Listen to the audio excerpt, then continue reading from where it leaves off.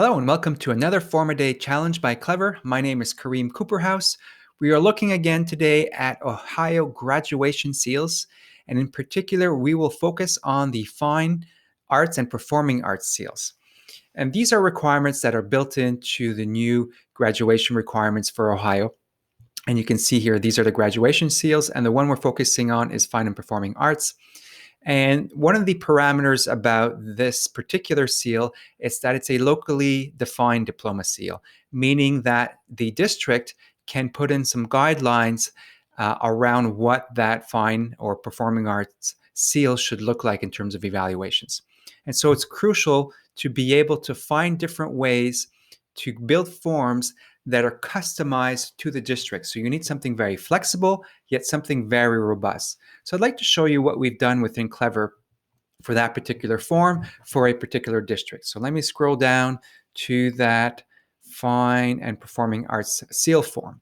So as a counselor or a teacher, I would have access to the students under my care. I'd be able to come in here and see which one of these students has completed the information. I can go one by one. So if I wanted to take a look at Tori over here, you'll see that the form is divided into two tabs. And the first tab is really about providing information to the student because it is the student that is completing this form.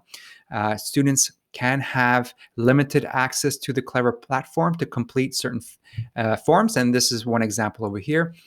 It's best practice to use this first tab to provide some information to the user completing the form. And so you can see that they're talking about seal requirements over here, which courses are eligible, both for art and music, and some timelines. And some of this information gets pre-populated by the student information system. So regardless of what type of student information you're using, we can integrate with that system to avoid double data entry. And here's the important part, and that's the reflection form. And so the student can come in here and start indicating which courses were completed. So here she's completed ceramics. She then did perhaps another ceramics course, and following year. And I'm just putting in any information here just to go quickly, and then so on and so forth. If I wanted to add another course, I'd be able to do that. Same thing over here, and then once again over here. It's tallying everything for me, so we know exactly how many total credits have been earned. So as a student, I would know that. And it can also, as a counselor, go in and see the report, which I'll show in a minute. A part of this seal is to write a reflection.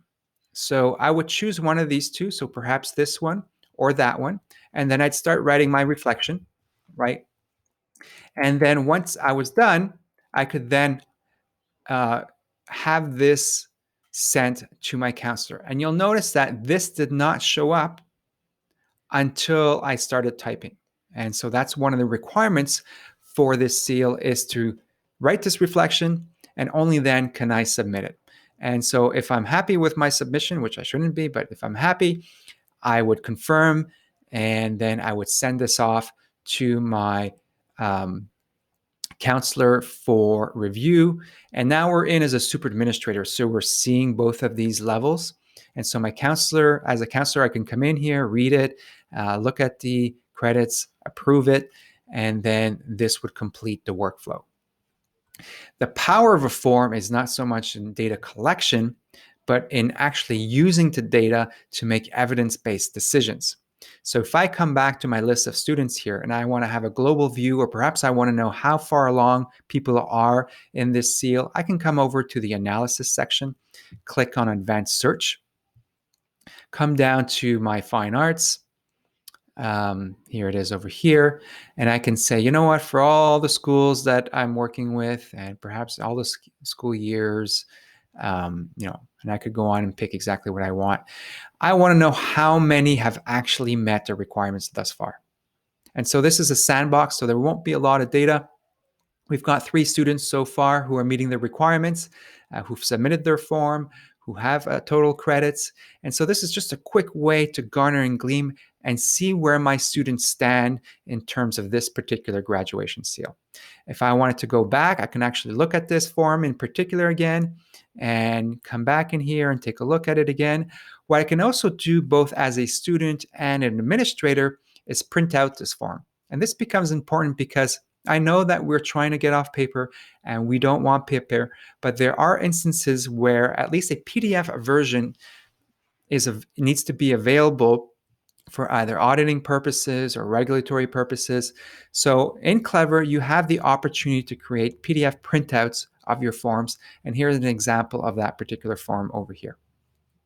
I hope you've enjoyed this quick demo of a graduation seal. Stay tuned tomorrow where we'll share another graduation seal that we've automated within the clevr platform.